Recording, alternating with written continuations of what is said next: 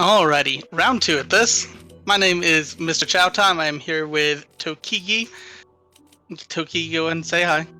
Hello! I'm going to be running Resident Evil 4 in VR, released for the Oculus Quest 2 today. I like to call it beat the game before the battery dies because it's about that time. But going to be playing in seated position, going to have everything turned off to go as fast as I can. Leon RPD costume. And it's going to be on easy mode, so we're going to give it a start in 3. Well, no, that's the wrong countdown because I have to get past one screen first. It is New Game Plus, so it lets me carry over everything, and it lets me buy something new if I want to before the game, so now.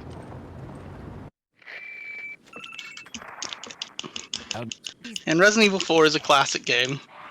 Most people here probably know about the game already. But it was released in VR for the Oculus Quest 2 today, or I guess technically the Meta Quest 2 nowadays. And I'm going to be just going through as fast as I can. Boundaries will pop up occasionally because I'm playing in stationary mode and don't have the largest play area. But don't worry, I made the boundary smaller than they needed to be to make sure I didn't run into anything. A lot of this is going to be just winging enemies and running by as fast as we can. We do have a gun that we use for larger encounters, but save the dog. You always gotta save the dog. Always got to save the dog. Interesting, too, is you won't get to see it because I'm going to be going too fast in one of the boss encounters, but if you save that dog in the beginning, it actually comes back to help you in a later boss encounter if you need it.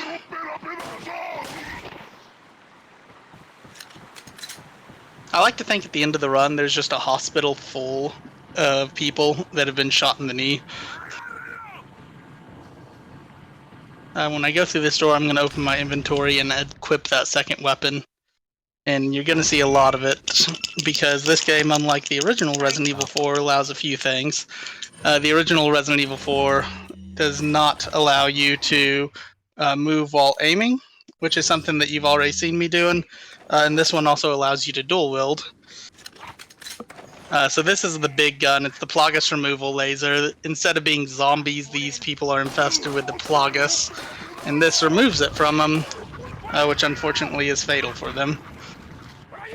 Also later in the game, Leon gets infected with it too, but this gun doesn't harm him, and I'm not sure what the justification for that is. And we're just gonna... And this gun, the thing that makes it so good is it one-hit kills almost anything in the entire game and targets anything that's in front of it, so you don't really have to aim it. And there we go. So that part just is usually kind of a horde mode survival part. There's a few other parts like that in the game. But that's the first one, and it makes quick work of it. I shouldn't need to pick up any ammo because I stocked up beforehand and have about 1,000 rounds in my sidearm. But I'll pick up some as we go. The New Game Plus run, at least how I play it, isn't much different than the standard game, except that you have this. And this does make the bosses a lot easier. The bosses in standard is just you buy a rocket launcher instead, which also one-hits most bosses.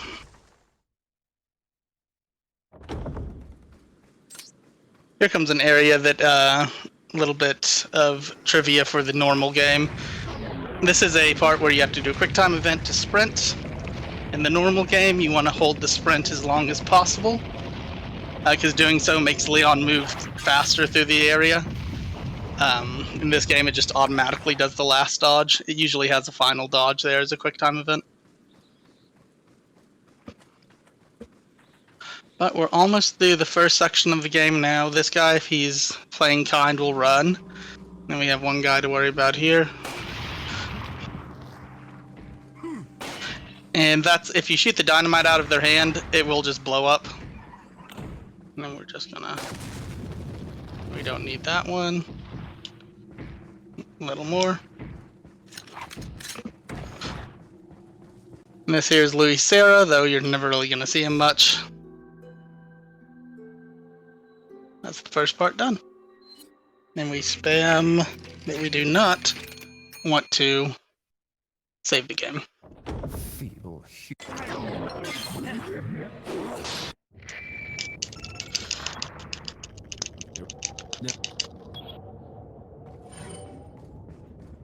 That there's the merchant. He's famous in this game. We're going to see him quite a few times, but we're never really going to talk to him. It will force us to, I think, once, but we're never going to use him. The way you play this game, he seems to die a lot, though. Yeah. On every mode except professional, his spawn just has him respawn anytime. So I just like to go ahead and give him a little I don't even know what to call it. As when I Love put tap? my pass in. Yeah, love tap. We're gonna go with love tap.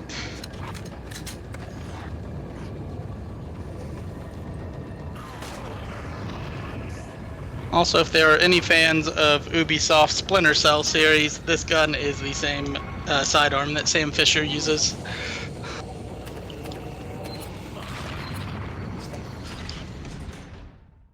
The reason, by the way, using this sidearm instead of the other ones in the game for the run is this is the Punisher sidearm in the game, and it's able to over-penetrate targets, which usually isn't that big of a deal, except there are enemies that carry around shields, and it makes it where you can stun them real easy. Jump over. Jump over. There we go.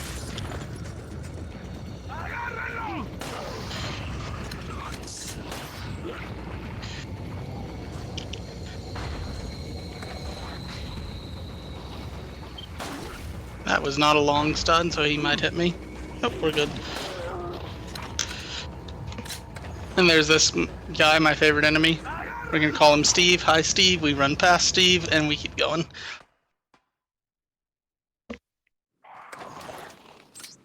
How nauseous does this make you? Honestly, not very. It was a bit to adjust to whenever I first started it, but now that I've done multiple runs with it, it's not been that bad. The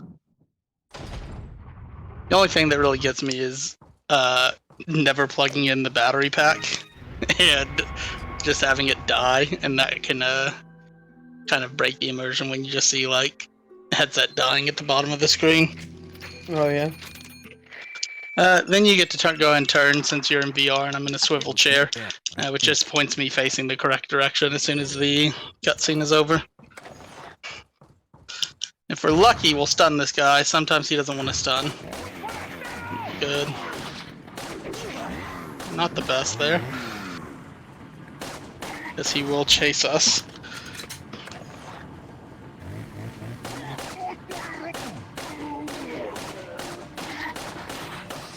Oh, that one guy isn't going to the hospital. He wanted to stand up.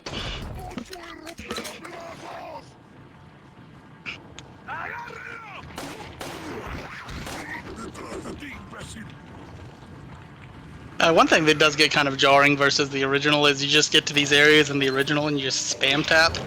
And there's been multiple times I've just been spam tapping yay, trying to get through a door, not realizing that the key is directly in front of my face and I have to turn it. It's, for anyone interested though, it is very accurate to the actual Resident Evil 4 games. It doesn't have mercenary mode in it, and it doesn't have assignment Ada in separate ways. But they did say they're adding at least mercenary mode later in the game, or later in time, I should say. So I'm going to be excited for that. Mercenary mode was the big thing that made me like Resident Evil a lot when I was younger. This area, we're going to get an optional line of dialogue that we're just going to run past. We're looking for the... long story short, we're in Spain looking for the president's daughter who's been kidnapped. She is in this church, and we know that. But you can't get in because the door's locked. But knowing that beforehand, I just go here, and then I'll get yelled at for not going to check for the president's daughter.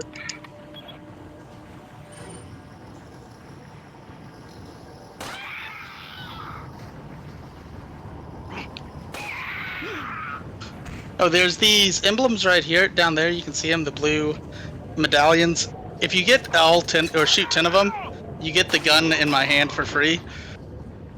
And if you shoot 15 of them, because there's a total of 15, you get the gun with a free upgrade applied to it. Because in Resident Evil 4, you can upgrade your guns. We are almost to the first boss, which is honestly the hardest boss in the entire run. That's because I don't get to use this fancy gun on it. It also is the one that I will give just the warning for. If you get motion sickness on it, this is the boss that will give motion sickness. Yeah, it is. It's a little hard to follow if you're just watching, and I haven't done it in VR, but I can't imagine doing it in VR. It's hard. Oh, there we go.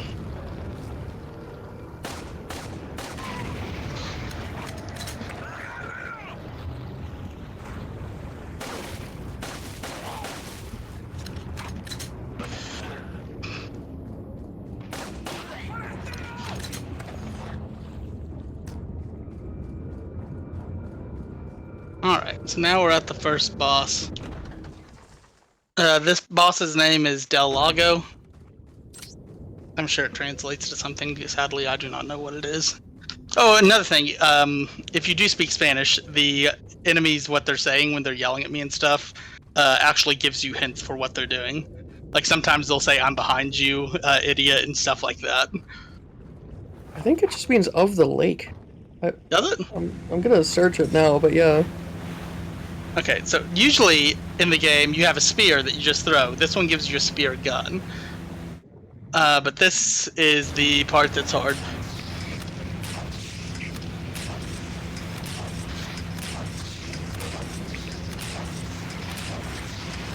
And if I get thrown off the boat, that's when it gets even worse.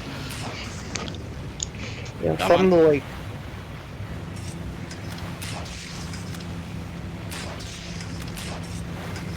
Hold back. I think the official canon for this character is that it is a crocodile or alligator, I'm not sure which, that got infected with the Las Plagas, and this is what it is now. Oh, that reload. Alright, he's gonna go slow now. No, he's not. Okay. Luckily, he gave me a free pass where I don't have to worry about the giant things floating in the lake. That's never shot. Oh. There we go. Okay, so this he will spawn over here. There.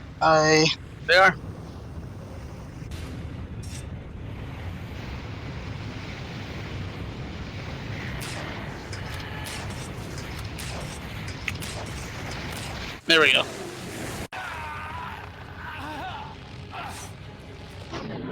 So long story short, the anchor caught him, and since we killed him, he's fallen to the bottom of the lake, and it got wrapped around our leg there.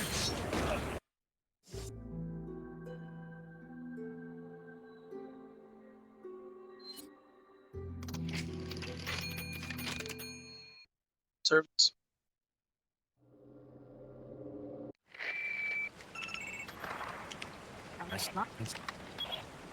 Alright, so now we are now at night, and since it's night, we now get to deal with the Las Plagas actual parasite with enemies, which you'll see as I run past here.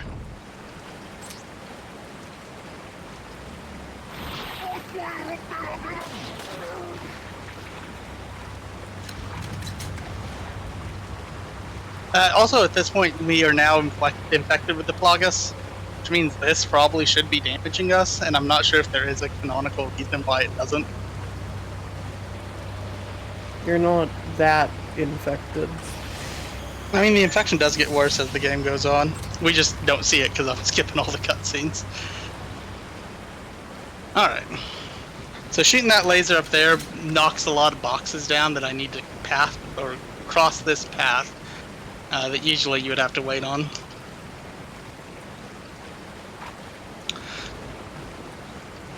Oh, come on. Come on.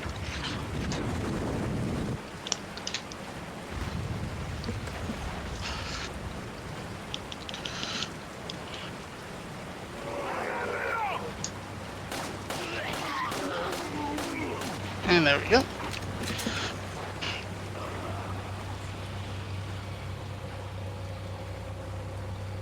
We're about to have our first, I guess, mini boss coming up is the best way I could describe it. And that's going to be El Gigante.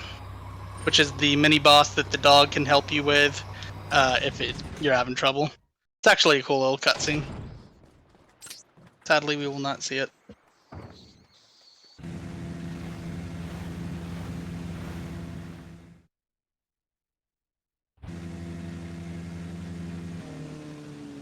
Also, I think it is technically faster to kill it with the rocket launcher instead of the gun I'm using. But I try to keep this out as much as possible because it's used throughout most of the run, and opening the inventory and swapping each time just takes time. And then it requires the second hit, and now we're done. Long story short, because I didn't explain it earlier, the Las Plagas parasite is sensitive to light, which is why they can't come out during the day, but since the sun's set, they're out now. Or I should say they can come out now, because not every enemy head pops off to show the Las Plagas. And I think there's 2 or 3 different types. So these are wolves infected by Las Plagas. I tried to get a look while I ran past for you. And for the people that have played Resident Evil 4 before, know this is about to introduce us to the most annoying part of the game, which is more annoying in VR. Alright, let's get this going. 1, 2, 3. 1, 2, 1, go. The reason I count that out, by the way, is I'm severely red-green colorblind, and it is very hard for me to just see the pattern that you're supposed to follow there. But it is just counting to 3. So this is Ashley. She's in her pop star outfit. Everyone hates Ashley, including me. The good news is, and I'll show it as soon as we get out of the church, Ashley is not as fragile as she used to, but she does this stuff now, where she just kind of gets stuck. And you gotta wait. There you go. The reason being, they made Ashley's AI not as aggressively stick to Leon as she used to. That way, like, when you turn around, she's not suddenly in your face. Also, you can now shoot her and it doesn't one-shot kill her like it used to. So, it's always good for that, because sometimes she would just run in your way. And if we're lucky, I can down one enemy and have Ashley run past them. But another thing they've done for Ashley is she no longer likes to run past enemies at all. She likes to be like that. There she goes. Even if an enemy's on the ground, completely unable to get up, stunned, can't do anything, easy to run past, if she sees them on the ground, sometimes she'll just run up to them and kneel next to them and just sit there. Which is why this next part I'm going to clear out a good bit of enemies, because it's in a tight hallway, and she just loves to crouch next to them instead of running past them.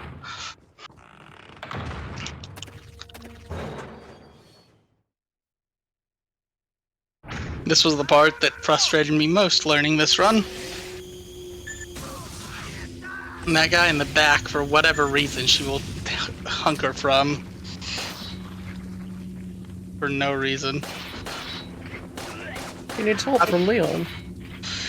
I mean, I agree with you, but, like, if an enemy even looks at her, she just is like, I can't deal with this, and just stops. Luckily, she's pretty good about sticking to you here, so we're going to just do that to stun him and knock those traps out. If we're lucky, she will... There we go.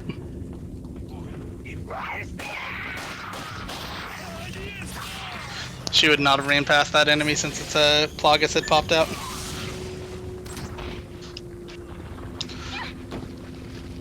There also is a slight chance for a glitch here that I'm praying doesn't happen. It didn't, thank God.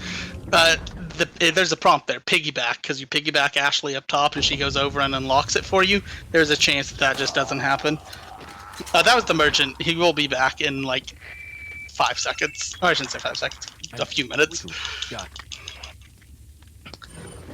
So this part is the part of the game that in New Game is your ammo dump. It is meant to just overwhelm you and make you use all your ammo. So we are not going to have to worry about that. We're supposed to just defend the house, I think, from 30 enemies. And that's not really an issue here. What's really interesting is to watch the professional plus or professional no merchant version of this, which is a run where you can't use the merchant and you're playing on the hardest difficulty, because it's pretty much just let Lewis here kill all the enemies. Because he does do a good job of clearing the enemies. I did not know that could actually turn around. We should be close to finishing it.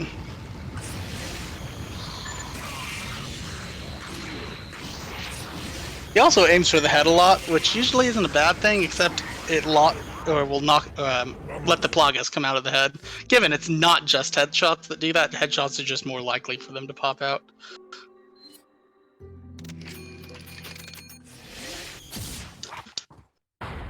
There is a chance Ashley will not cooperate here because she was hiding upstairs in a closet.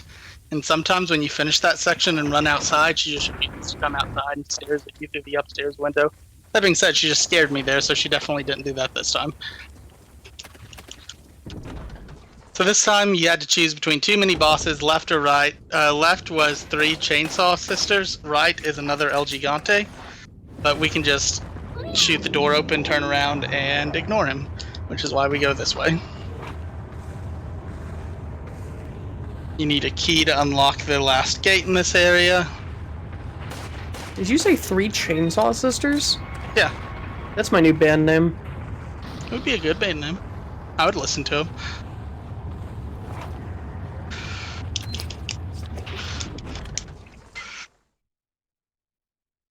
What do you think their hit single would be?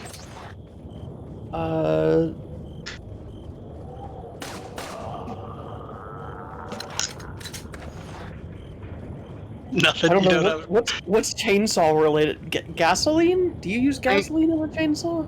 Sometimes. Most of the time. I'm gonna say it's Rev It Up is the hit single. There you go. So here is the part where we are just auto-scrolling while shooting a few enemies. Can I get this guy way down there? Can't get it to target him. Come on, it's close. I can feel it. There we are.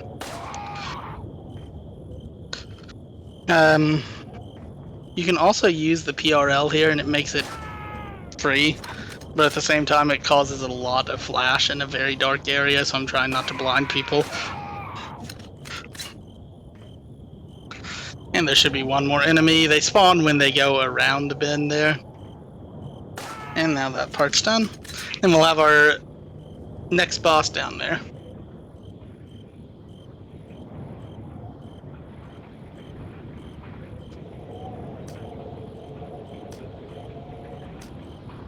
Nope. Aw. Aw.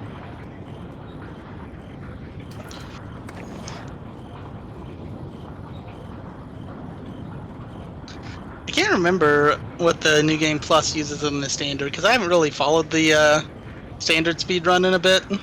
I stopped following it not too long after it came out. That being said, there is one glitch in this that any RE4 speedrun fans that do New Game Plus already knows that I'm not doing, and that's the Dipman glitch is gone, which is a glitch that while you're pulling out the striker shotgun, you go into your menu, equip a different weapon, and it gives you like 1.5 to all your animations on the speed, which makes you look really funny and do some really funny stuff.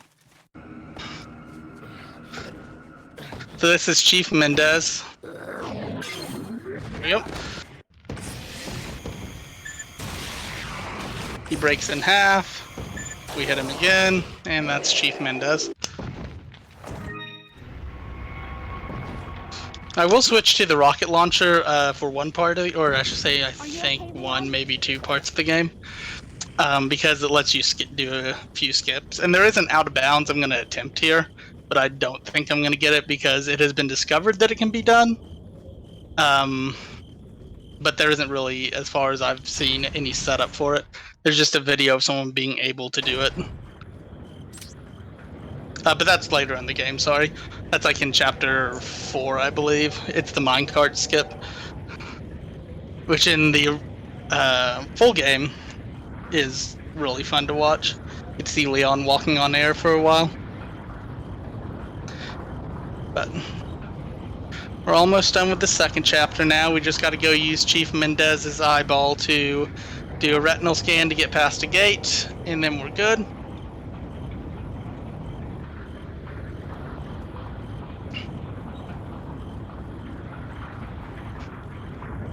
Let's see. Okay, I have a good boundary in front of me right now because of this eyeball. You kind of got to reach for it.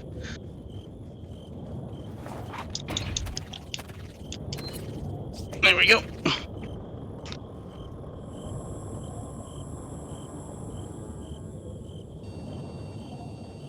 I like how Leon just pockets that after he's done too, like he might need it for later. I mean, have you seen any Resident Evil house ever? You never know what you're gonna need. I mean, that's fair. Ashley, I'm not aiming at you. Please get out of the way. Okay, we're good. That area right there is where it crashes into. Also going to show just something for people that if you ever want to run this game may help in this area because it spawns a lot of enemies down here. Ashley, I'm not pointing at you. You walk backwards, it just never spawns them. But the moment I turn around, you hear the door opens and they spawn in.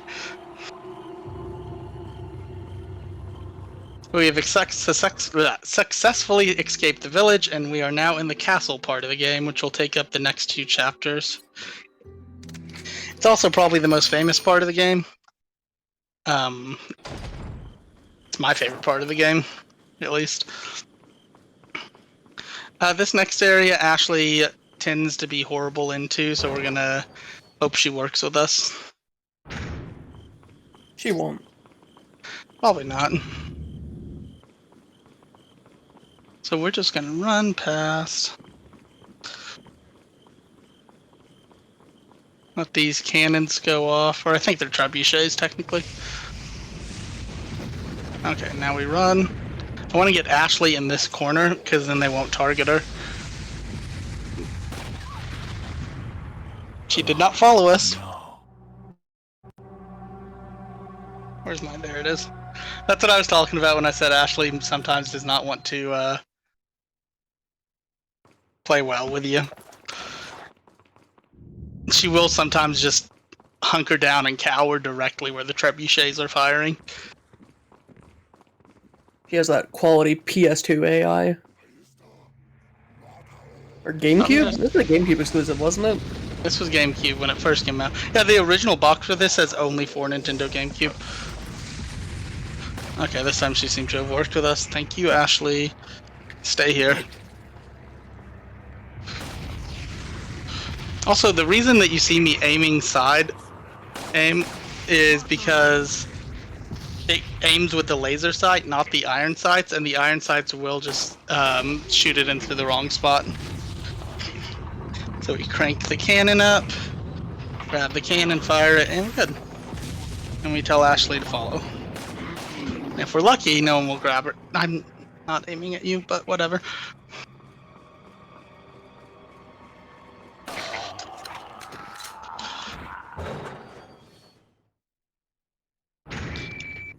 Alright, so this room, they expect you to do it in a certain order, but we're going to do an opposite. You see the sword there, and they're like, grab that sword. We ignore that and come up here instead. Oh, Ashley, please wait up here. If they grab you, I don't care. And then I'll take this. Let me put the gold sword in here. Leave her alone, please. Platinum sword in here. And then we leave. It spawns a lot of enemies if you do it in the reverse order, is why you do it. I should say if you do it in the correct order, which is why you do reverse. Also, you have to go in that room over there if you're not playing on easy. That is one of the few changes that is made in easy. Which this is only the second version of Resident Evil 4 to hit the US that has easy mode. With the other version being, I believe, the latest PC port. I could be wrong on that, though. I read it somewhere and I haven't verified it anywhere.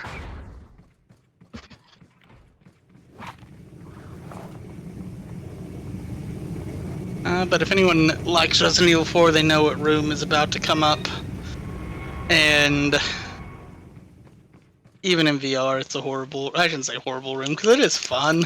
It's just the biggest pain of a room, especially on a non-New Game Plus playthrough.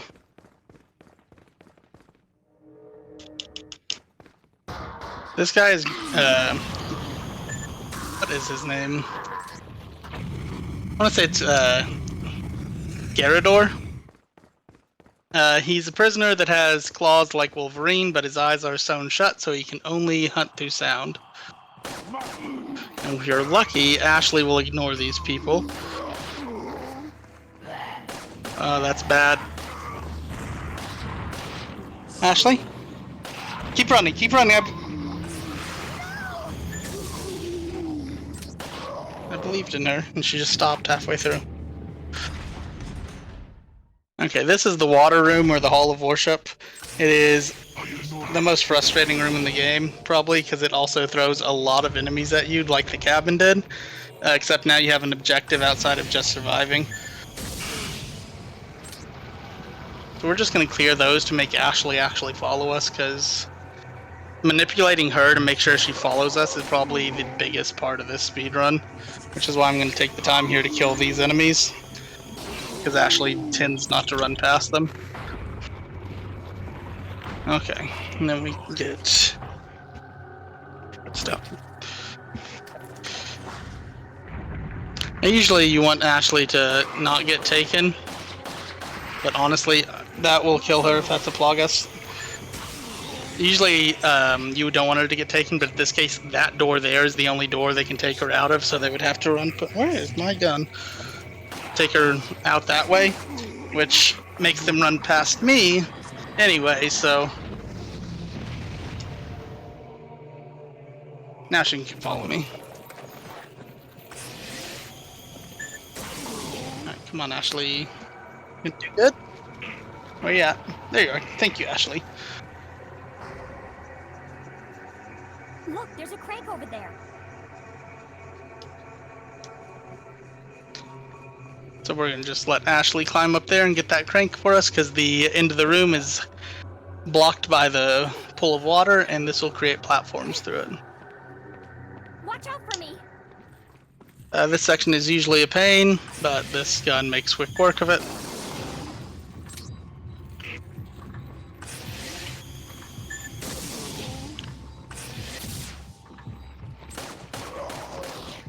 I'm running over here just because there is some free healing over here and I have time to do it while she's just doing that.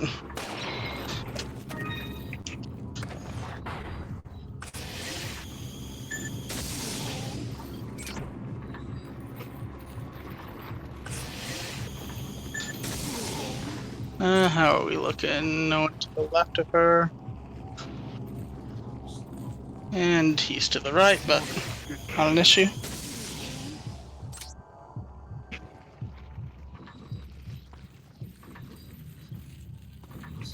Let's see here.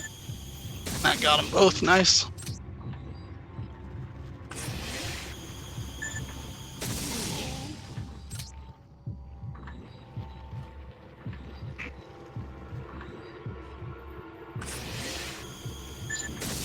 Okay, I feel like this is a sure bet now. She should be done.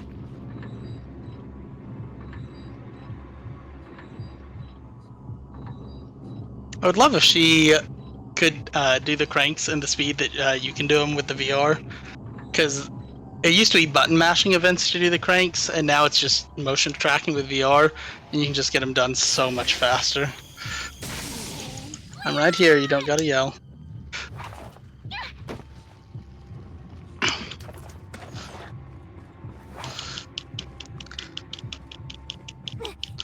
But that was Water Room. It's usually considered the worst room of the game when it comes to casual playthroughs, and as far as I've been told, the speedruns on the console one too. I shouldn't say console. Standard version.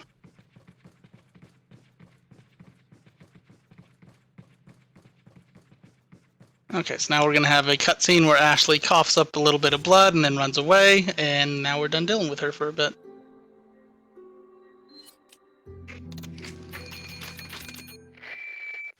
gonna turn to face the door right there. You'll get to see a little remnant of the original game here. I've been told it works the same as the original, but I'm not 100% on it, which is camera manipulation. These enemies are way less likely to attack you if you don't look at them. I say that. But it just means you gotta know a bit of the area. All of them are on the ground here. The next ones are all on the ceiling, so now I look down and accidentally turn around.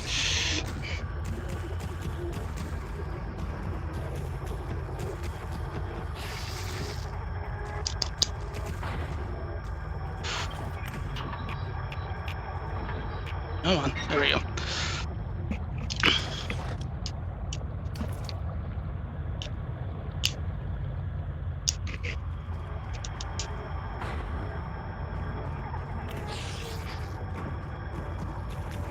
We will get to see plenty of these enemies later in the game. So, at least I don't just have to look away from them and no one ever gets to see them.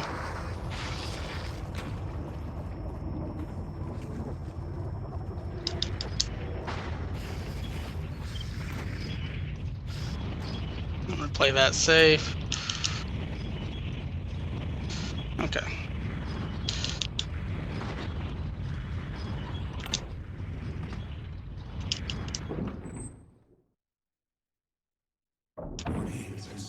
Now we've cycled back exactly where we were when Ashley ran away, except this time a separate door is open that lets us run further away.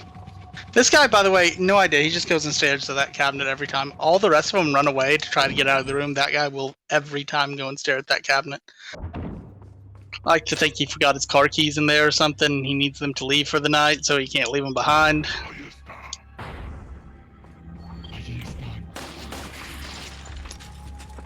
This room has a guy in it that has a key that I need, and he likes to run away. And if he runs away, he creates or spawns a turret down there. Then you have to fight him while he's on the turret, which is considerably less fun. That guy in the room was the guy that just points at you, right? There is one that does. The guy upstairs, the guy in that room over there, yeah, he will point at you every time. He's one of the enemies you get to run across. This guy can follow you into the next room, so if we're lucky, he won't. Come on, grab the key. And this puzzle is extremely hard. It's 1, 2, 3, 4. Then you're done.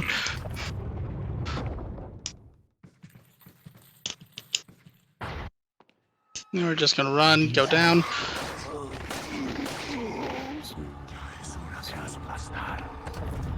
Oh. In VR, the button tracking sometimes does not register.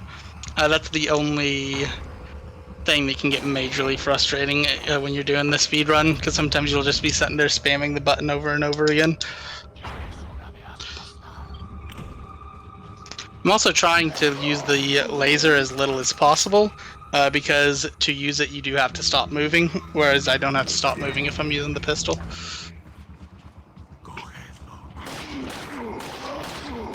Perfect.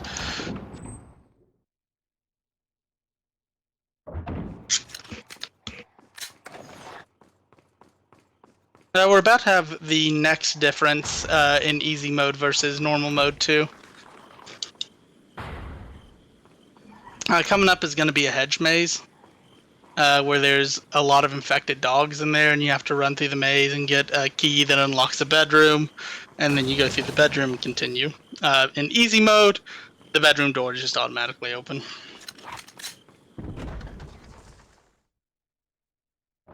That's the garden down there, and we're not actually going to go into it. The piece is like in that corner over there. You get to see Ada here. Interesting fact for anyone that enjoys the movie franchise as well as the game franchise. The movie that has Ada in it, I think it's Resident Evil 5 with Mila Jovovich. the cutscene, or not, I shouldn't say the cutscene, the scene with Mila Jovovich and Ada Wong, and she pulls a knife out on Ada and runs across the room while Ada's flipping is an exact one-for-one recreate of that scene we just skipped. And I missed my shot. There we go. Little fact for you, this game used a texture book that was available for everyone to get their textures. And the texture for this floor is actually the exact same texture that my kitchen floor was growing up.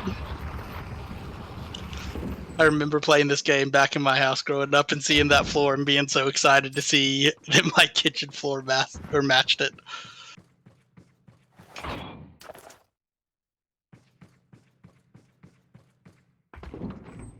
And this is why one of the reasons I chose the Punisher is to shoot through these shields specifically in this area. Because they will clog that doorway really bad.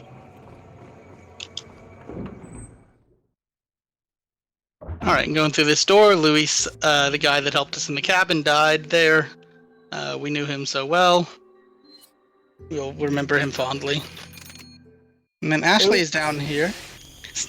Exactly. If you do it that way, it moves you forward where you have to be and gets all of her restraints in one go. So it's a lot easier to do it that way.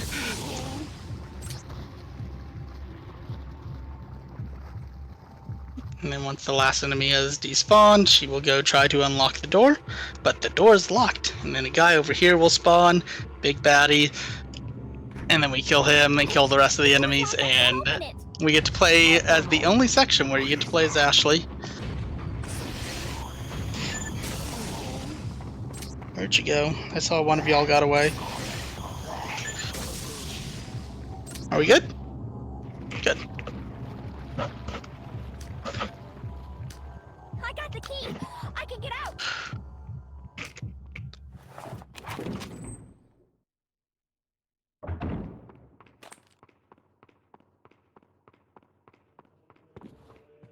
So Ashley, of course, does not have any weapons. She just has her flashlight. You can take these and throw them and completely miss, though. And there should be another one here. You hold that. Thank you. Those take considerably longer in the non-VR version. It's honestly kind of crazy how fast they go. Now we have Ashley's puzzle.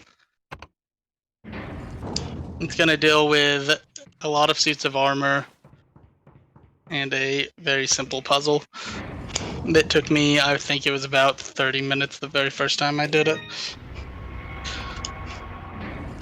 Once you know the pattern, it's super easy, but it's one of those patterns that I just was not seeing.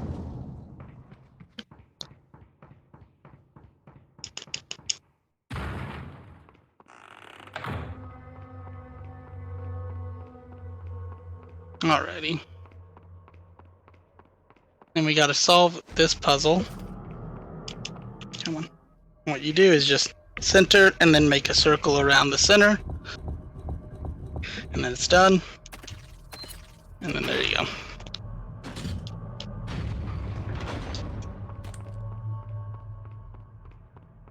And take that, which will allow us to escape the area Ashley's trapped in. And then this thing will allow us to escape the part of the castle that both Leon and Ashley are trapped in. You need 3 pieces of the beast to get through a door. And we just got one as Ashley, we got one as Leon in the previous room, and we have one more to get. Now I'm going to try to line this up because you can skip this last one, but you got to be spamming A. Got it. That last one tries to hit you with his axe too, but if you spam A, you can activate the door load event rather than the quick time for him swinging.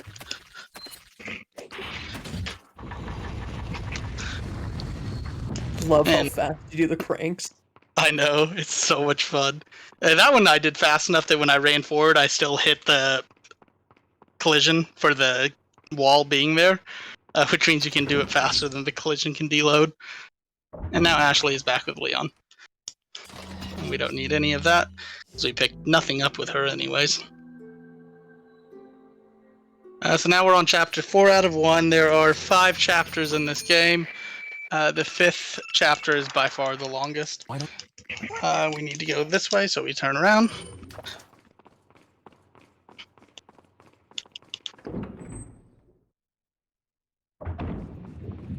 Chapter 4 is not necessarily short either, though. Wait here.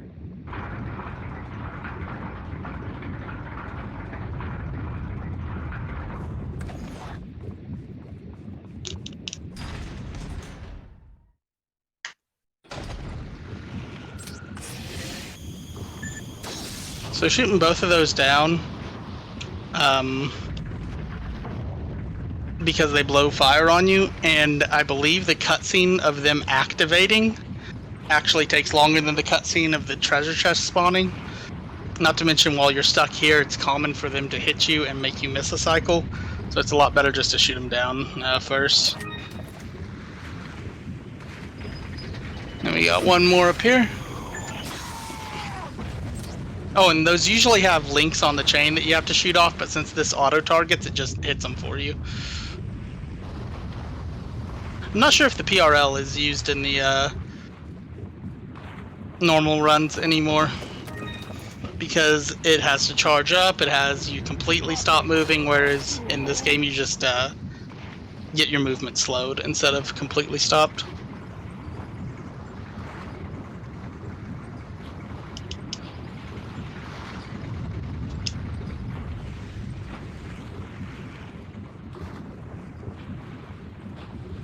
Alright, so that's the last piece of the three pieces of beast that we needed. We now get to go back into the very first room of the castle, unlock a door, and then move on to the next area.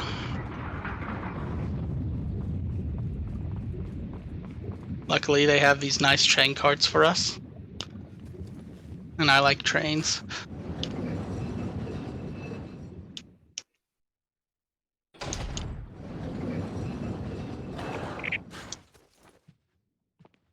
Alrighty.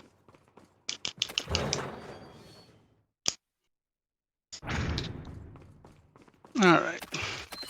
So we got tail of snake if we have any snakes out there, head of a goat if we have any goats watching, and then head of a lion if we have any lions watching. I know we have a snake. Well, shout out to the snake then. Shout out to the goats. Shout out to the lions. Yep, we got a snake! Hi, that's me!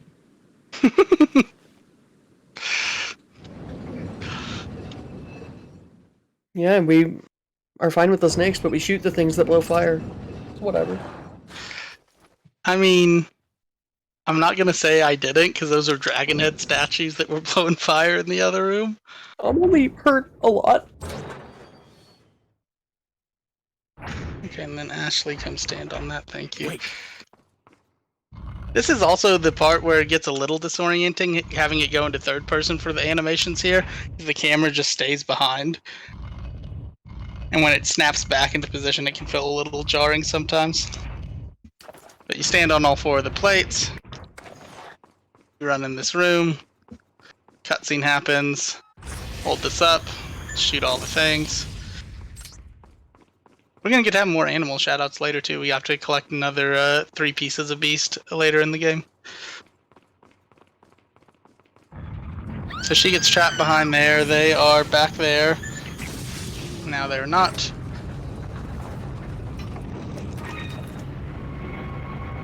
We knock that open. Come on, Ashley. I love this part because it feels like they're just sitting here and like, okay, we got him now. All of us are here. There's nothing you can do. And then it's just like, okay, we're gone. Oh, also there is another part that is different in easy mode versus normal mode there. You usually have to go to the right after you exit to get the King's Gauntlet too. And both of the gauntlets will open that door. But on easy mode, you only have to get the one on the left. The one on the right is considerably harder too.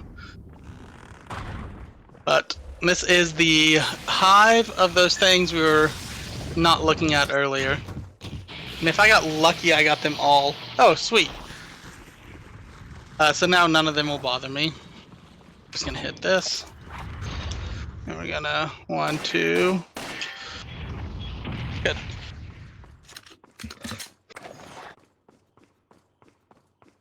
Okay, that area can sometimes be a pain because the laser doesn't target all of them.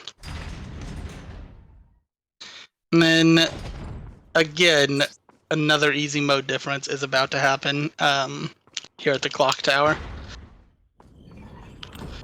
Usually, I'll let this finish first so I can point. Usually you go off to the left there, but if you can see, there's a gate that blocks you. And you go up, you go in the clock tower, you do a puzzle, you come out, and then you're over here. But on easy, you just run to this side. Also on easy, no enemies spawn here. On all the other difficulties, enemies will spawn here. And then there's another easy mode directly after in this room. This room has 2 Gyarados in it in any normal mode. We only have 1 up there this time. Money, money, money. That's the best way to grab stuff while running, by the way, and it just looks like you're waving at everyone. I think Leon is just really polite during this. I'm gonna guess this one. Nope. Okay.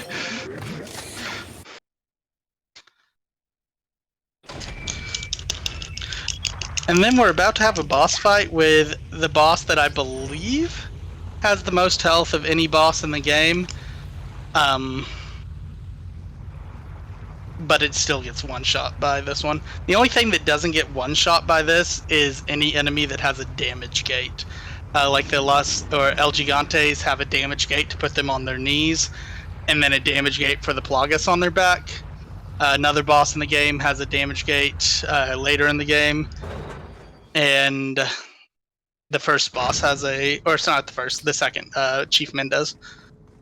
This one does not have a damage gate, but there are liquid nitrogen tanks right there, and you spill them over the boss. He gets frozen, you shoot him, he takes a lot of extra damage. That's usually how you fight him. I didn't get it. But this will just make it where you don't have to do that. If you don't ever freeze him, I think it takes even 3 rockets to launch, or 3 rockets to kill him. Which would make him the only enemy that I can think of that takes more than 1 that isn't damage gated. And that's it.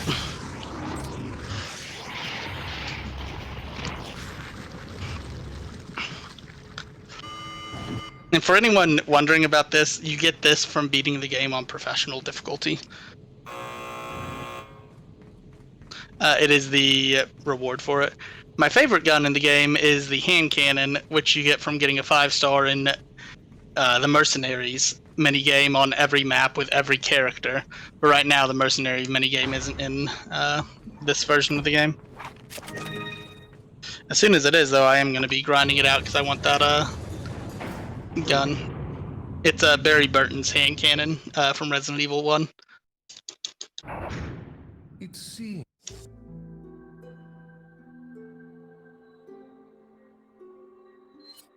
Skip, skip, skip.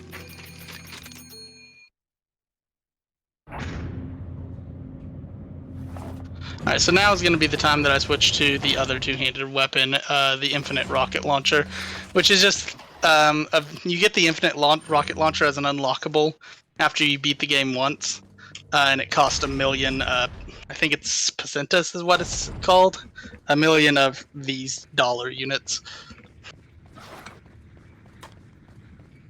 This part of the game, usually you have to do a bit of a puzzle to get TNT, which then allows you to blow up that boulder, which is why I switched to the rocket launcher here, because then I don't have to do that at all.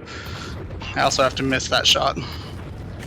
Not only that, but the rocket launcher is better for taking out El Gigantes than the PRL, and we have to fight 2 of them here.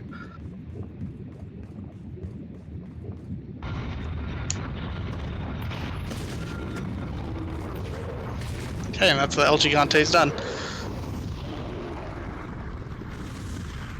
And I'm going to go ahead and switch back to the PRL now.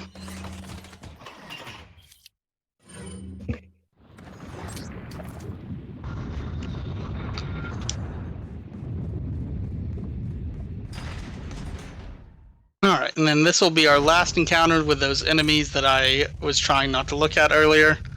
This is their hive. If you do hit them in the air, they're a one-hit kill. So it's good if you can hit them in the air before they land. It's kind of a cool room too. When I first played through this part in VR, I killed all the enemies so I could just stop and look around.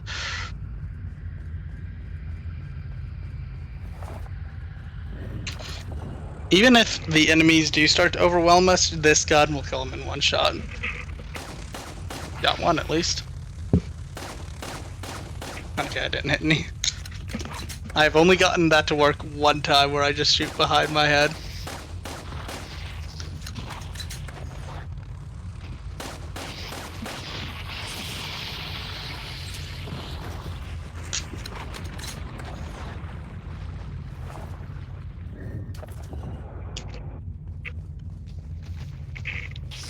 Wanted to get both of them there.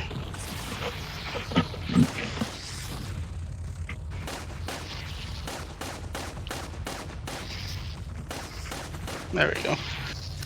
Not the best shots there, but good enough. Okay, and that's the last time we have to deal with them. If we just hold up and spam A, we shouldn't get hurt. Pull that down, skip the cutscene, go in the middle, look up, and we're good.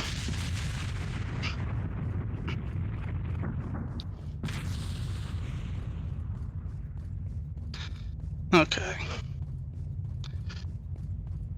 Now we are about to have the minecart section that I was talking about earlier. I'll go for the skip on it, but I'm not the most confident in it.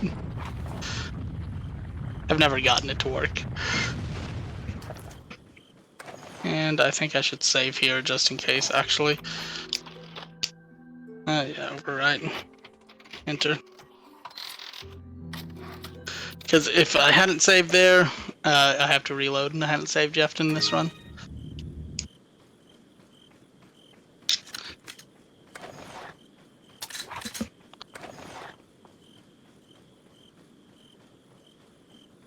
I'd much rather take the second to do it. Backup save than to lose the run to me trying to do something that I'm not 100% confident in.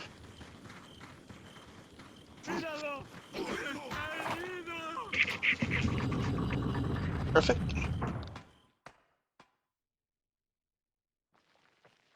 And we're gonna go ahead and turn around in my chair because I was getting close to the boundary.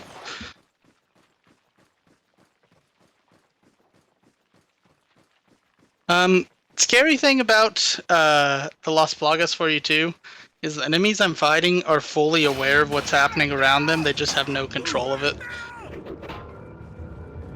So like the people that are pointing at me and throwing axes at me, they don't want to be. They are aware of what they're doing. They just can't stop it.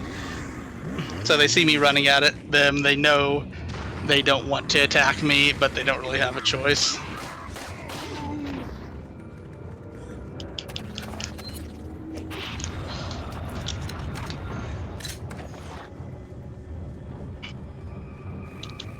But you'll see the game stutter here. It's because it removes a cutscene and floor buttons that you have to shoot there in easy mode.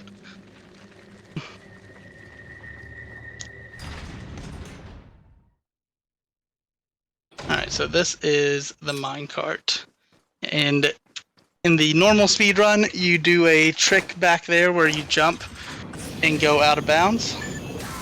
And when we get to this corner, there is a way when jumping backwards through the cart that'll just, yeah, I didn't do it, clip you out of bounds, and then you can do the same skip, but I'm not exactly sure how to do it, and I've only ever seen the video of it being done with no instructions on actually how to do it. It's always the best. It's like I did a thing in the game. I don't know how I did it, but here you go. Yeah, I think figure it out. I think it's been figured out, but no one has just released video or instructions on how to do it yet. Which, my learning style, which, as you know, I do a lot better a lot better with written instructions on how to do something rather than visual instructions on how to do it. So when it comes time, I'm going to be further behind because it's going to take someone probably a bit to write it up. Everyone does videos instead.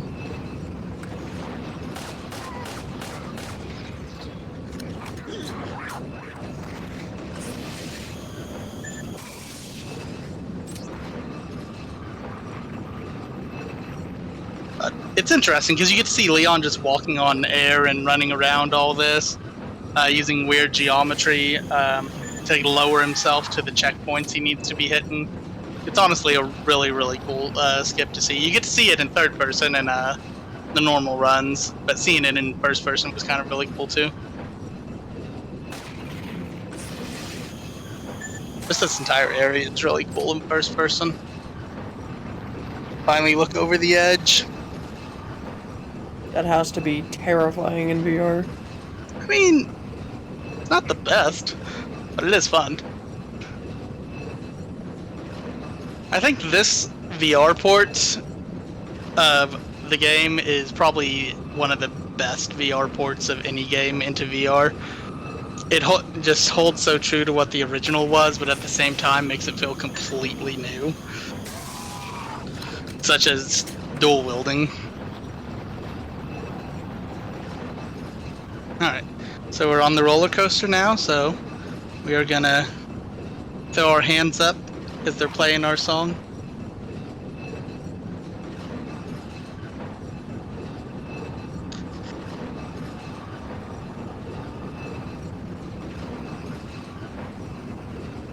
And then we actually gotta do the quick time. Those quick time events go by really fast in VR too.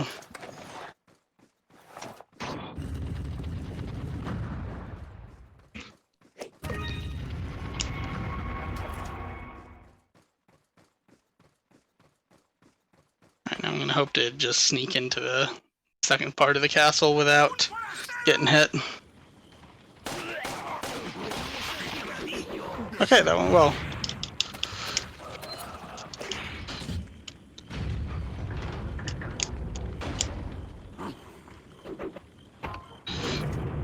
Yeah, I agree. This game is only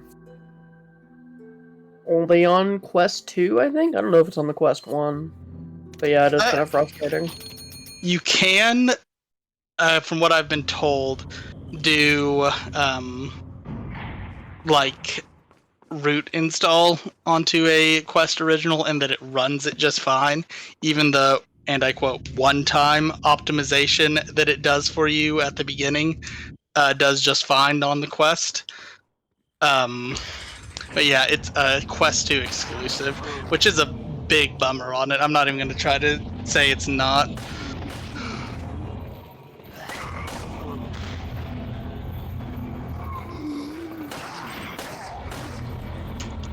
Turn around.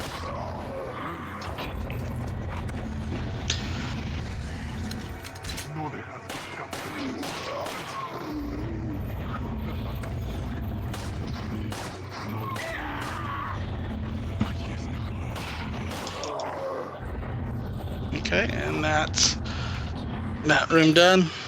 Yeah, I really wish this was released elsewhere. I really wish this got a Steam release. If for no other reason than the fact that PC hardware would be able to run this better than a Quest could.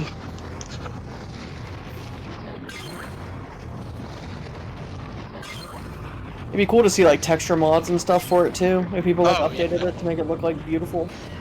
I mean, it looks good already, but like... Yeah, it's using the HD texture pack, but it's an HD texture pack for a game that came out in what, 2007? No, like 2005, I think, is what we figured out. Was it? Oh, yeah.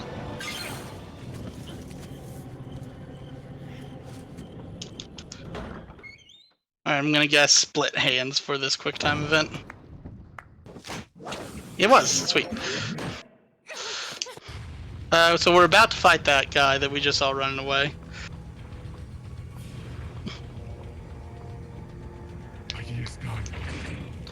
So they Donkey Kong us here and throw barrels down, but we're just gonna, you see him there, go this way to avoid them.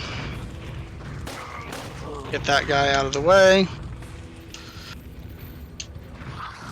Run past.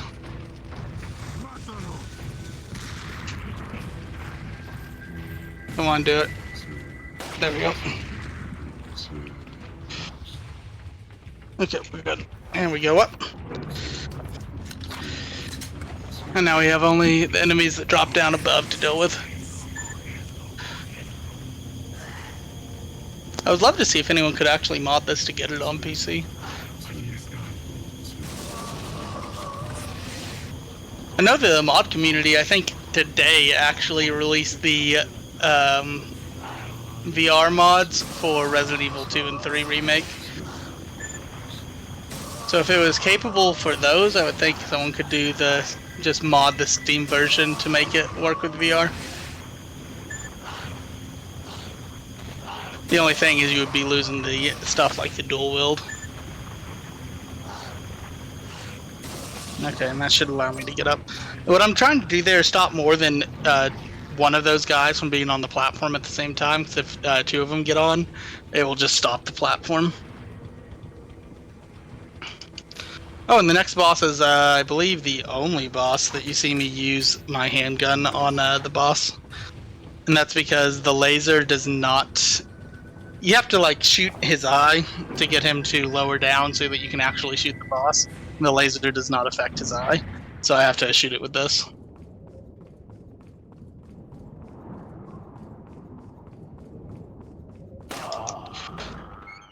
I almost forgot to shoot him there.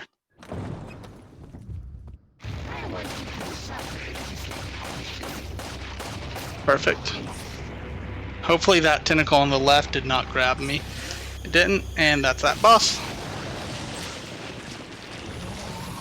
The reason he got so grotesque is he fused with using a plant with the boss that I fought in the like sewer area that I said takes a lot of damage. He fused with one of those and inside of a giant plant, so that's why he looks so different from when he was running away. But that is chapter 4 done. Now we just have the last chapter left. Might as well. If this will like me. An hour for it. Not bad.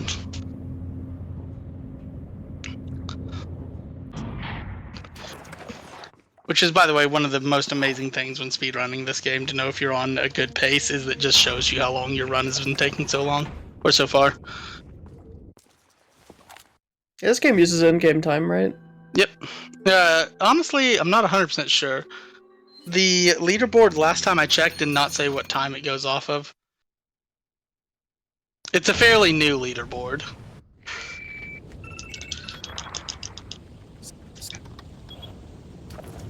The leaderboards just had basically where new game plus, and then stationary, which is what I'm doing in a chair, and then standing, because you can do some stuff like reach out of bounds to grab a button if you basically just walk really far. So those are the 2 categories, or the 4 categories right now. I shoot that light out so that I can get or skip a minor cutscene. Cutscene plays when you jump over of the light targeting you, which is why I shot it out so that won't play.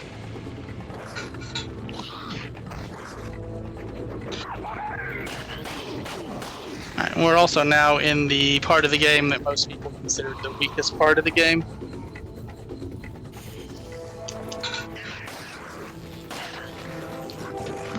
I don't dislike this part of the game, but it definitely is my least favorite too. The rest of the game just really keeps the horror feel. And, you know, you're in a weird, scary castle. You're in a village full of people that are all hunting you. And then you have this, which is just a military compound. And even some of the enemies have guns. Which was the guy you saw down there that I just knocked him out. One good thing that is wonderful there is that loading a new area takes prompt over all the spinny kicks and all that Leon is famous for.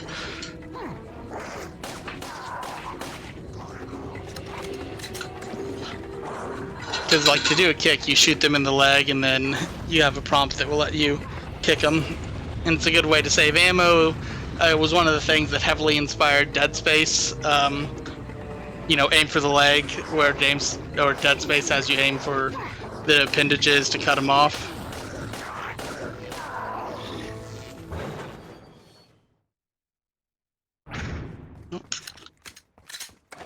Okay. And there's a guy that runs out of you or runs out on fire. You usually have to just backtrack away from him, but you can just turn that corner because you actually move a little faster in RE4 VR. This guy loves to just ignore anything that you do to him and attack you, so I'm just going to stun him to be safe. So we found Ashley finally. Now we just got to go save her and then escape the compound, and that's pretty much what game is supposed to be, except she does get captured again.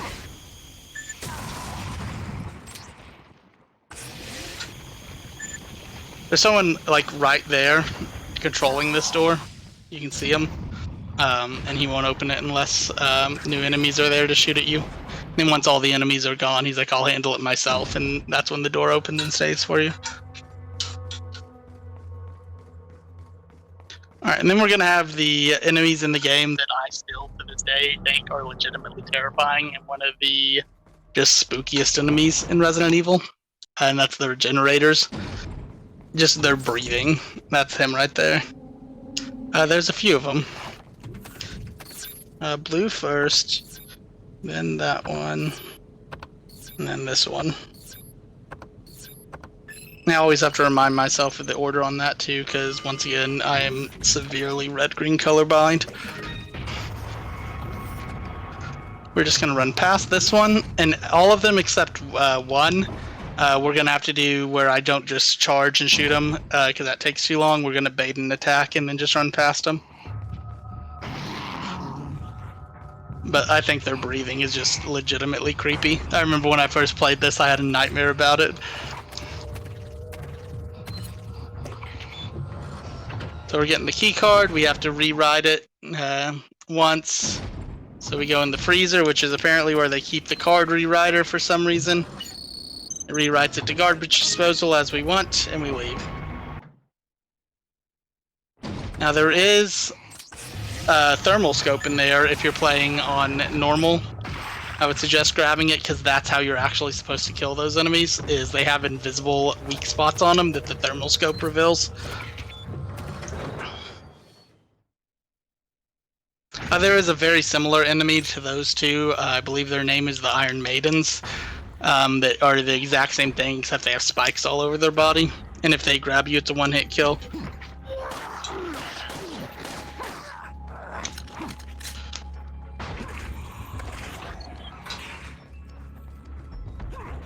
Alright, we're almost to the point where we found Ashley, and now we just actually gotta free her.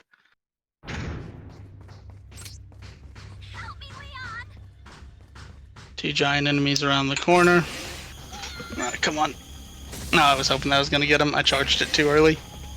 There we go. We can't unlock that door. It requires a key card, so we're just going to go and get that key card now. I just killed those there, because if you don't kill them there, they're still there when you come back.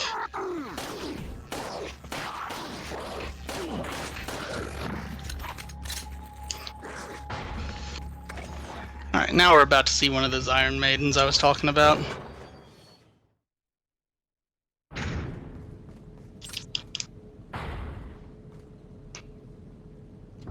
Right here.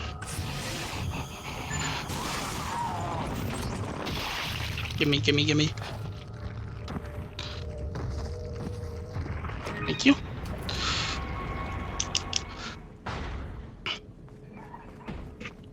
What's my health looking like?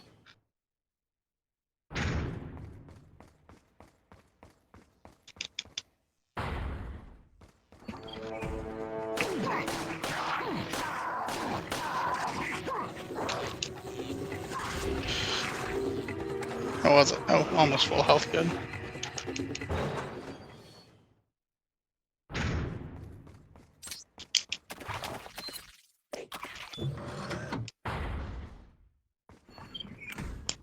we got Ashley back.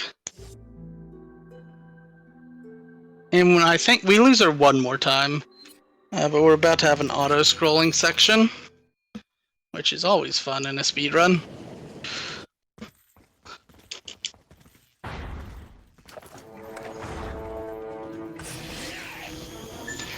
Okay, I got that enemy in the back. That one that was in the back does not usually get hit by that.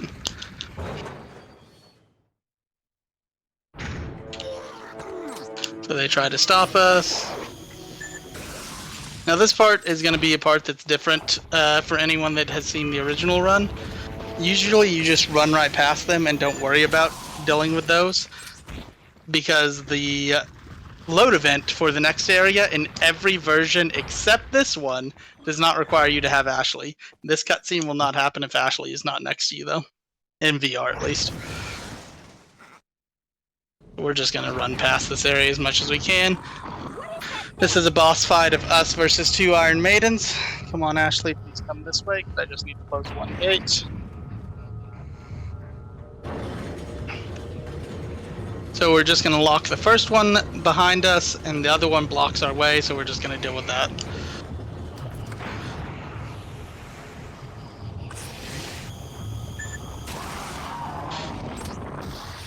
Actually got a twofer.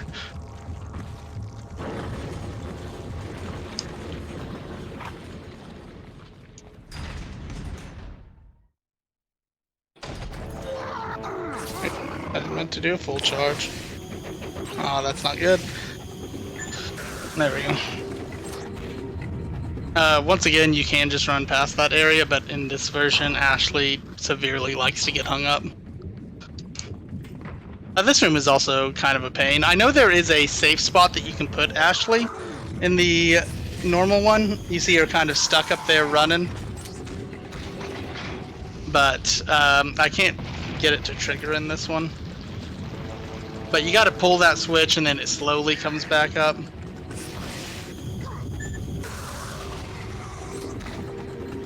So you just gotta keep the enemies away while you're doing it. That should be enough to get us to the door. Yeah, the music stopped, so we're good.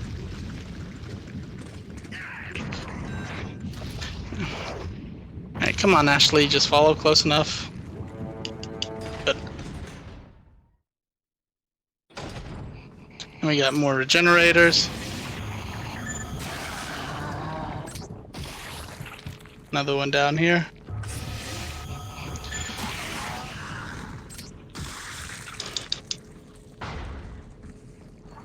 Then we're about to have what I like to call the Leave It to Me, Leon section. The reason I call it that is because you get to hear Ashley say "Leave it to me, Leon" 3 times in a row without saying anything else. Leave it to me, Leon. There's one. You cannot crawl under that, by the way. I tried that day 1 to see if I could get under there just by crawling in real life. You cannot. Leave it to me, Leon. There's 2.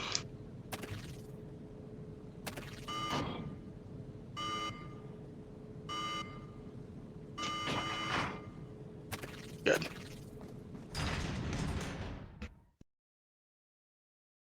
And then last but not least. Leave it to me, Leon. And now we have another auto-scrolling section.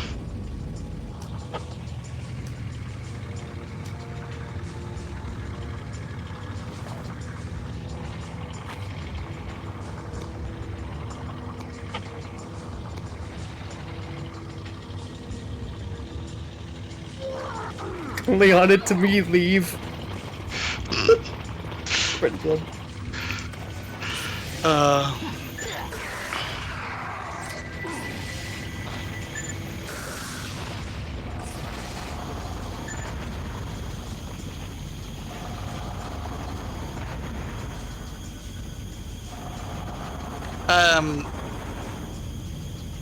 As I said, this is the Plagas removal laser. It also has weird effects that you'll see that I don't understand, and the only thing that I can come up with is game logic. Which we'll see here in a second. It should be happening right after this turn.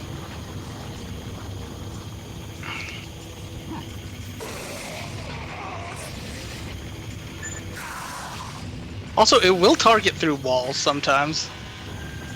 But that.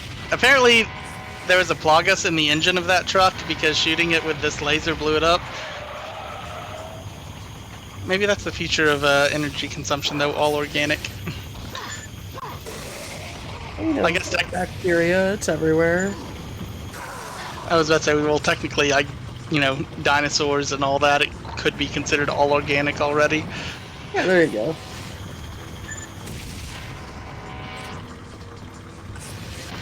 There was a guy, like, at the bottom right, just trying to run along with the vehicle. It's up to you. Or no, it's I leave it to you. She says leave a lot, come to think of it. I'm leaving it to you.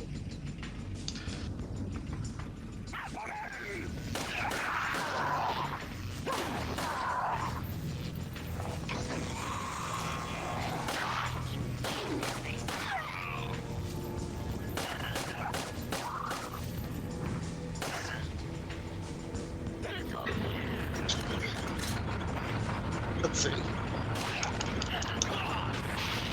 There we go. We got to do at least one melee attack. He did a suplex that would make Brock Lesnar proud.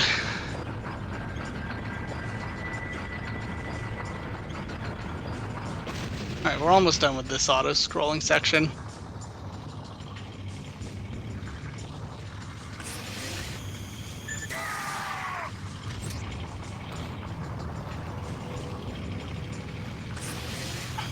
This area reminds me a lot of Heisenberg's factory in Resident Evil Village, which also is where I consider the game Village slows down a lot too, so I guess it kind of makes sense that I carried that opinion across.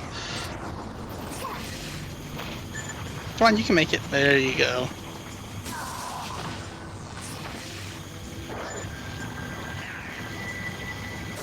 Oh, he just missed the truck. He just, yeah. Hi. That was weird. I've never seen him just not land on the truck.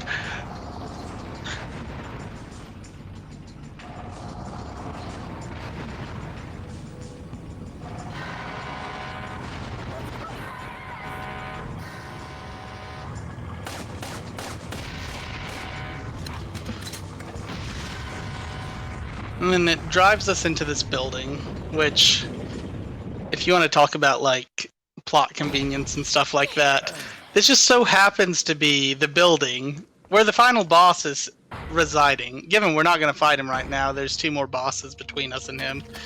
But he just happens to be here, randomly, by pure luck.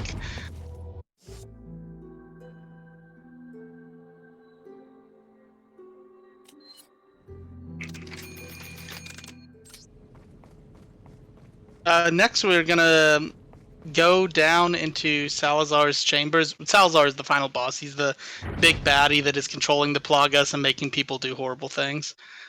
But then we have... I remember in the Prima strategy guide they considered this a boss fight that we're about to go into, but it's also just a lot of quick time events, and I don't know if I would consider that a boss fight. No, heal point. Hi!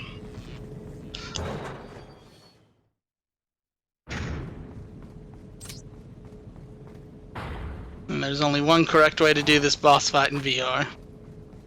If you consider it a boss fight.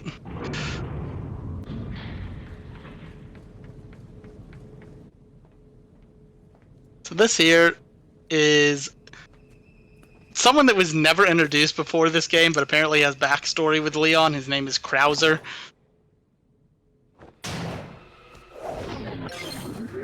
Not like to just hold the knife out well with this fight, because the entire cutscene is a knife fight between Leon and Krauser. Unskippable. Been a long time, comrade. Krauser. I died in a crash 2 years ago. That being said, their relationship does get explored in, I believe, Resident Evil Umbrella Chronicles 2 for the Wii. After all, you and I both know where we come from.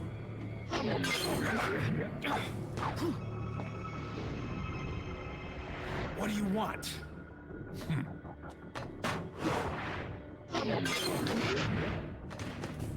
The sample Sadler developed, that's all. Leave Ashley out of this! Oh, I needed her to buy Sadler's trust in me. Like you, I'm American. Also, messing up one of these is a huge time loss because you have to do the whole cutscene over. You got her involved just for that?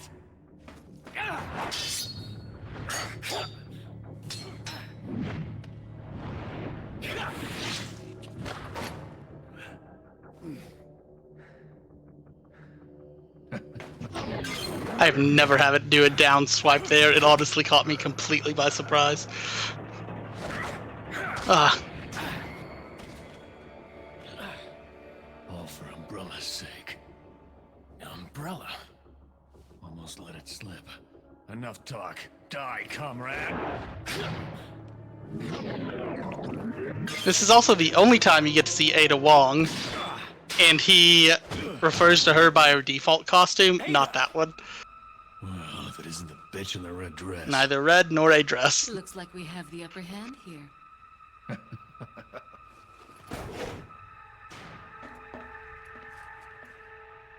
You may be able to prolong your life, but it's not like you can escape your inevitable death, is it?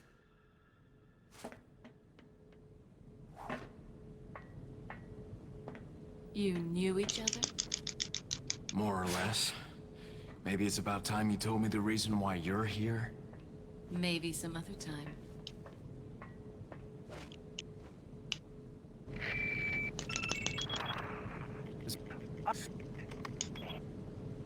Oh, I totally had it wrong. His name is Sadler, not Salazar. Salazar was the guy that we fought that turned into a giant plant monster.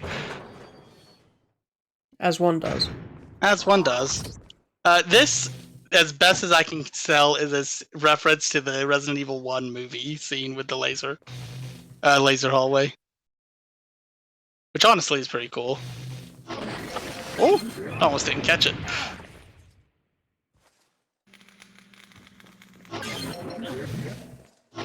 Also, Leon totally could be making these millisecond decisions in real life over how to exactly to flip through these. It is also easier, even in a casual playthrough, to run towards that instead of letting it come to you, because it gains speed as it comes to you. So it's just, you get more time to do the dodge event if you run towards it, even on a casual.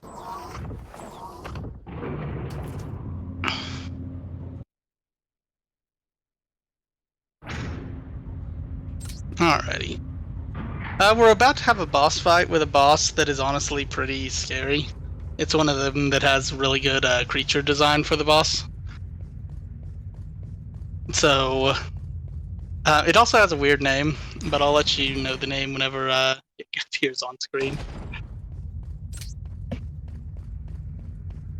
This is another area that when I first went through I had to stop and just take it and everything to see what it all looked like.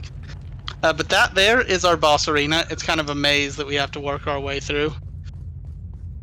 With the boss attacking us the entire time. When we get to the end over there is the fight. Okay, so that there is U2. No relation to Bono. And I actually did that one out of order, so I'm going to have to backtrack a little bit. Luckily, also this area is slightly messed up because there are supposed to be quick time events that makes it where you can dodge when he does that, but they just never show up. So you just gotta run fast and hope that you outrun it.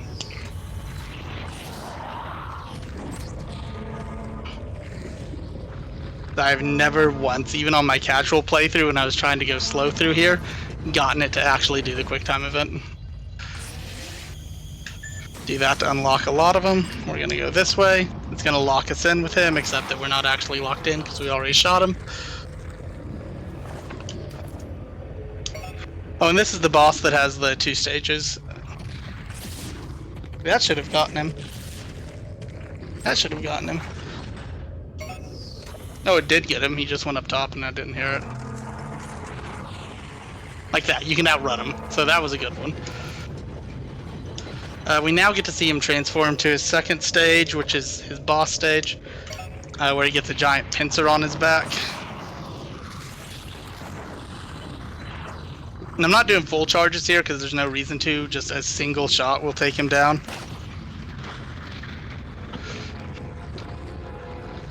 And this isn't the actual fight with him. This is just the pre-fight. We have like 3 boss fights right in a row. So we get to the end here. Pull that. We jump out. He swipes at us, but we swing away, but he didn't die. And he keeps coming after us. There's that. And then he'll get back up. And after the roar, you can kill him. So usually what happens is you shoot him and he does enough damage. Once he goes down, gets up, roars, and he starts tunneling under the ground and doing underground attacks on you. But we just kill him before he gets to do an underground attack. But that's why it splits that boss fight into 2 different phases. And then we have to fight Krauser almost directly after him. There's just one little area in between. Where's the door? Where's the door? Right there. I missed it. I'm gonna go ahead and heal too. I like the idea of just spraying yourself in the face with first aid spray and it makes everything better. That's how medicine works, isn't it? Is that not how it works for you? I don't know. I've seen antiseptic spray, so sure. I'm gonna say that's what that is. The public notice announcement, please don't spray yourself in the face with antiseptic spray expecting it to fix everything. But this is Krauser's boss fight arena. We're just going to run away from him and go through this door. Interesting fact, though, we're not going to take advantage of it in this run, is Krauser takes ridiculously high damage if you use your knife on him. It is actually a really cool thing, because his whole thing is that he uses knives. And if you use yours against him, he takes a lot of damage from it. If we're lucky, he won't do a bow, he'll throw a nade.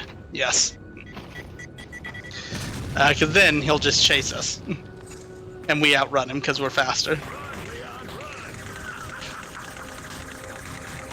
Run, Leon, run! Okay. Okay. So we got a piece of beast. He's gonna jump up top. We wait for him to do that. Otherwise he's not damageable, and we get ready to push this.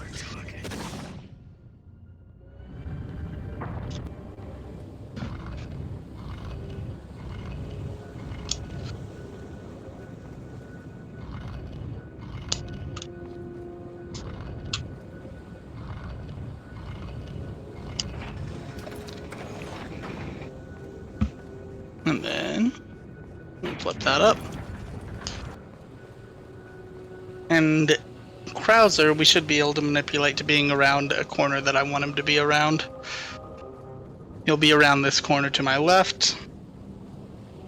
We're gonna stun him, open that, and jump down before he can do anything. I've never had these attack me, even on a casual playthrough. I don't really get the point of them. They run at you, but they're so slow to do an explosion attack. What is it that you fight for, comrade? My past, I suppose, is what you say, except it takes more time to say it, because then Krauser also has more dialogue. Oop, turned too soon. Alright, so we got our second piece of beast here, and then Krauser has the third. Prepare for your death. He's also infected with Las Plagas, which is why he gets that, like, giant wing arm. But we wait for him to become vulnerable, and that's Krauser. We'll take this. Alright, so we're about to have some more shoutouts for those watching.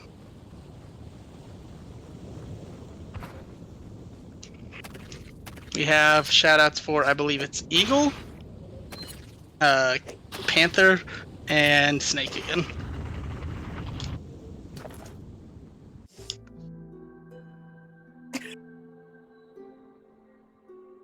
Our resident snake has freaked out in chat, just so you know. Pun intended there by saying resident snake. Fair enough. Well, I'm very happy then this run, none of the explosives actually killed the snakes that were in the water then, since we have a snake watching. Alright, so we have Mike up in a helicopter somewhere right there. He's going to help us through this section, except that we're going to be going fast enough that he doesn't really help us. So we're just going to use that to dodge, then run past. Some enemies are going to go up top. Okay to take a bit of damage. We're going to stun those, jump down. We got another cannon on us now. I forgot to unlock it before going in. And as you can see, he's still taking out the first cannon, and we're already past the second. Okay, open. Thank you. Then we have a guy with a minigun. If we just keep running forward, he'll ignore us for a little bit. And then we're going to kick him in the face here.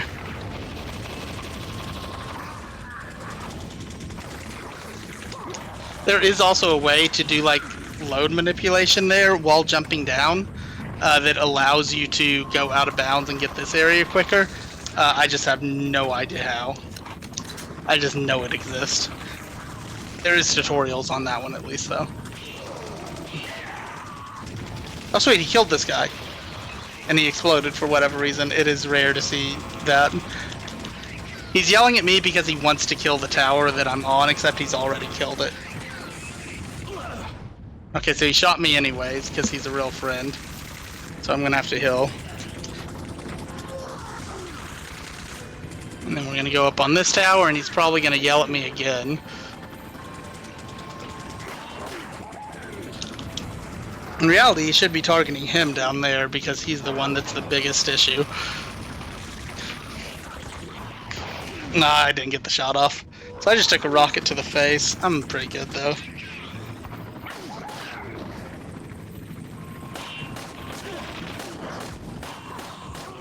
And we leave with Mike never blowing up his final turret. But... And then in this scene, an enemy with a rocket launcher blows up the helicopter, so Mike is no longer helping us. You can go stand over there and look over the cliff and get an interactable event that lets you look down at the flames. But that's out of the way, so I'm not going to do it. But we only have, I think, 2 or 3 load areas left until the end of the game. If not close. There's a cutscene here where Leon loses himself to the Plagas virus and attacks Ada, which shows that times are getting really dire, so we really got to figure out what to do.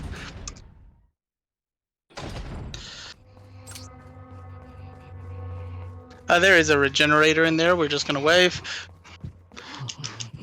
I didn't want to be impolite. He was sitting there waiting for us. It would have been polite not to say hi. And then we have this room where we got to get a key card. We're going to run a bit in, get past this, do that. Go up here. Cycle back down here. Hit this button, and that's going to get the guy to be like, no, I'm taking the key card. And then we're going to jump down here. Go and do a full charge. And it should be down here. No, he stayed up top, that's rare. Maybe that's him. Gimme, gimme, gimme, gimme.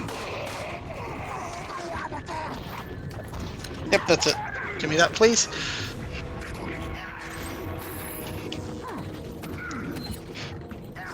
I get it, you're a big guy with a machine gun and you want to shoot me. I'm just asking you to please wait.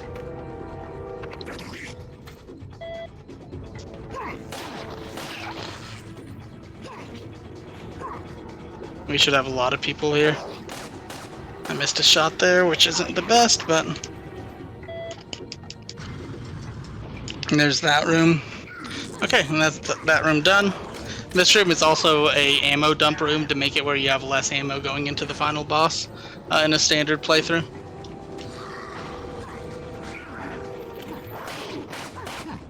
That is weird. That should have stunned him. Alright, but we found Ashley again. We've rescued Ashley. We're gonna run forward.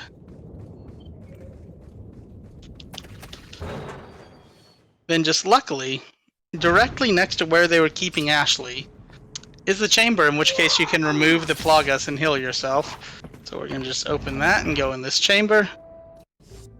And now we're healed.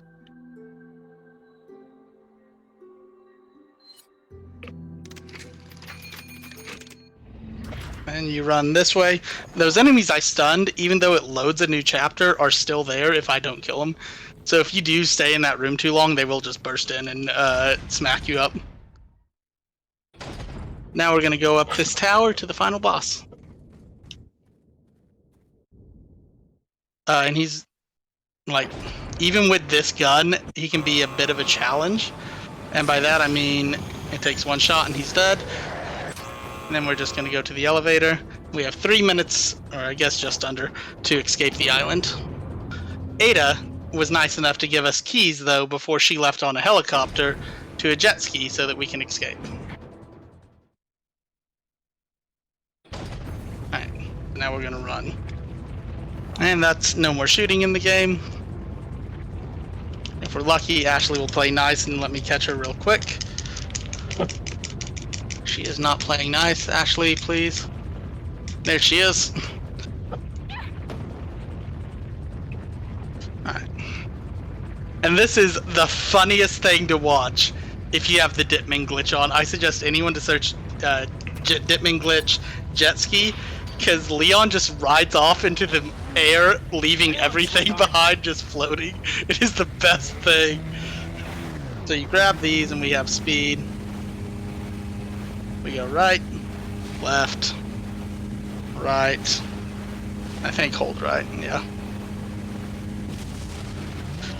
It will. How does that feel in VR? What was that? How does that feel in VR? Not too bad. The main thing is that cutscene there that you skip will make you let go of the jet ski, so if you're not paying attention, you just won't be controlling it afterwards.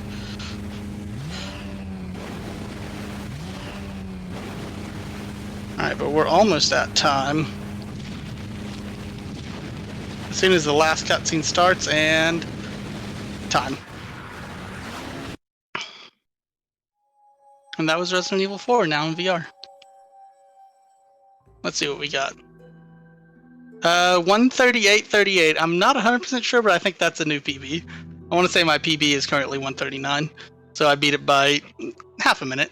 With one death, though, where I didn't have a death in the first one, so I'm pretty happy with that. Nice. Okay, that was fun. That was a lot of fun. Do you have any questions or anything about the game from chat or anything? If people have questions, I'm happy to ask them. Yeah, I Just a can't lot see of it. GGs right now. Thank you. I appreciate that. I guess shout outs and stuff like that. Oh yeah, that's a good idea. Shout out to, of course, my Stream Tech wonderful partner and just overall wonderful speedrunner Toki that has been here with us tonight. Shout out, of course, to Fastest Furs for letting me run at this event. Shout out to my main friends, Hugo, Saint Even, and Boujine, and of course, the two best little nephews in the world, Carlos and Nico. Yeah, those are all my shout outs I can think of. Resident Snake, Sarth.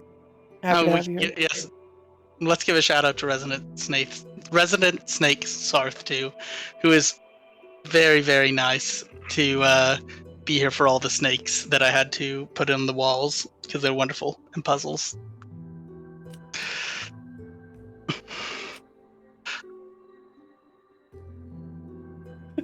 I just called a hunch.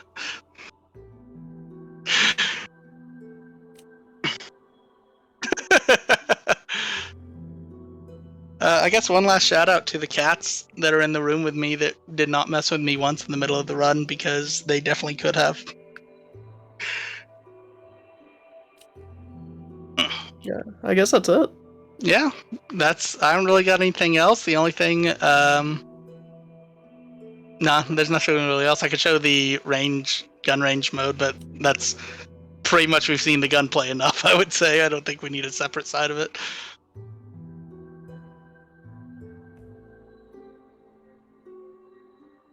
Alrighty. Bye, everyone. Bye.